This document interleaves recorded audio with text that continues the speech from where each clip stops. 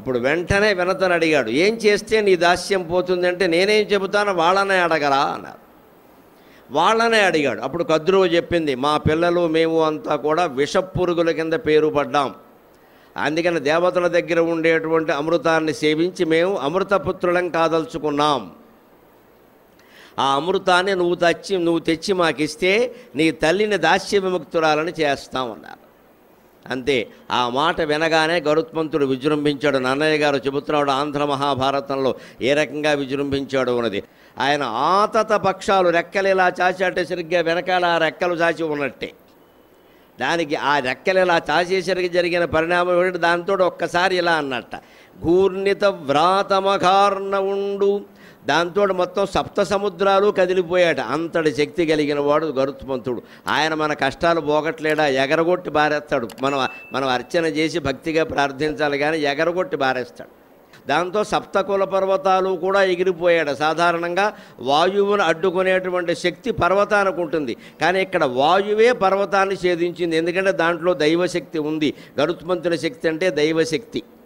పైగా తల్లి దాస్య విముక్తి కోసం చేస్తున్నాడు. ఎవరైతే తల్లిదండ్రులను బాగా చూసుకుంటారో, వారికి ఎటువంటి అవమానాలు కలగకుండా చూసుకుంటారో, వారు ఎక్కడా చాకిరీ చేయవలసిన అవసరం లేకుండా బాధలన్నీ తప్పిస్తారో, వారిని గరుత్మంతుడు ఆయనకి ప్రభు అయినటువంటి వెంకటేశ్వర స్వామి కూడా అనుగ్రహిస్తాడు. అది మనం గుర్తుపెట్టుకోవాలి. కథ నుంచి గ్రహించవలసింది అది. ఆయన శరీరం నుంచి వస్తున్న కాంతి ఎలా ఉంది అంటే పతంగ తేజుడు. పతంగం అంటే సూర్యుడు. సూర్యుని యొక్క తేజస్సును కూడా తిరస్కరించే విధంగా ఉంది. తల్లికి ఉత్తమ కుమారుడుగా పుట్టినటువంటి తార్క్షుడనే పేరు కలిగిన గరుత్మంతుడు తల్లికిన్ ప్రీతియు సంగుచున్నగసే. తల్లి చాలా సంతోషించే విధంగా ఒక్కసారి, అమ్మా నాకు మూల కారణం చెప్పావు, అమృతాన్ని తీసుకొస్తాను, నాగులకు ఇస్తాను, నిన్ను దాస్య విముక్తురాలను చేస్తాను, ఈ క్షణమే బయలుదేరుతున్నాను. మంచి పనికి ముహూర్తంతో పని లేదు, చెడ్డ పనికి ముహూర్తం వల్ల ఉపయోగం లేదు.